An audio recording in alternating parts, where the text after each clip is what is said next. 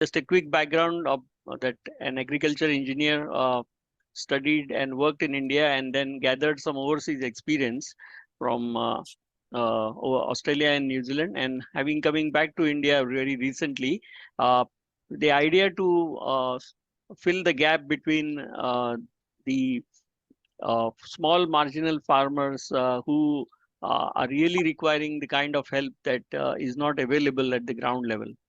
So, being that as a passion for me and also some group of my some professionals and taking a experience from them. So my proposal here is earlier it was mechanized irrigation, but no, I think we will focus more on the marginal farmers' plight on the ground level.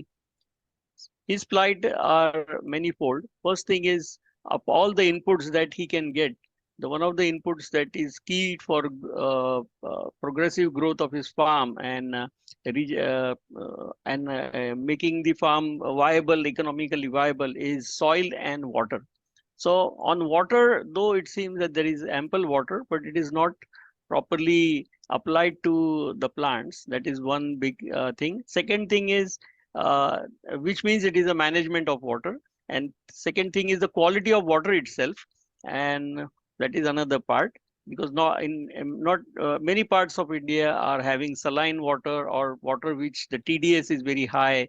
And those are the other aspects which hamper or bring his production or productivity of the farm down. Uh, Now we go to the other thing, which is soil health. The soil health is also a very most critical part of the plant growth system, where the roots actually gel with the soil.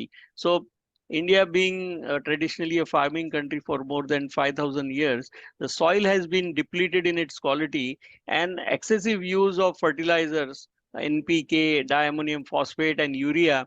It's like giving vitamins to the soil and making the plant grow somehow in that medium. But over the period of time, the soil has lost its microbiome system, which really coexists with the fibrous root of the plants. And which are those are the key elements for making the plant produce what it really should. So these are two areas where I feel the focus has to go on the agriculture side.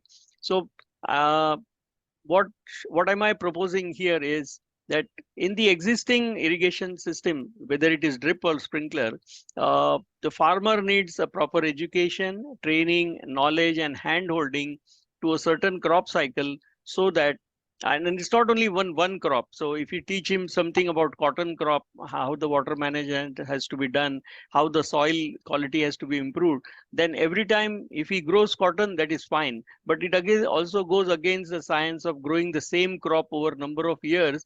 The crop loses its vitality over a period of time. So every time a couple of two plantations, maybe the third plantation, you should not choose cotton. If you have been doing cotton for the last 2 years, then you should change the crop. So the crop changing has to happen, and this knowledge has to be properly offered to the farmer and made him understand what is the science behind them.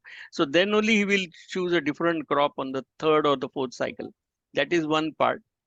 Now hand holding and training is very poor in many especially in the marginal farmers area, because most of the input companies, whether they are agrochemicals, fertilizer, micronutrient, they like to visit farmers who can prove, because they are selling their products, so they want a farmer who is capable enough to prove that the products that he sold to them has helped them to increase the productivity. But in fact, he is not focusing on the marginal farmers who really require help.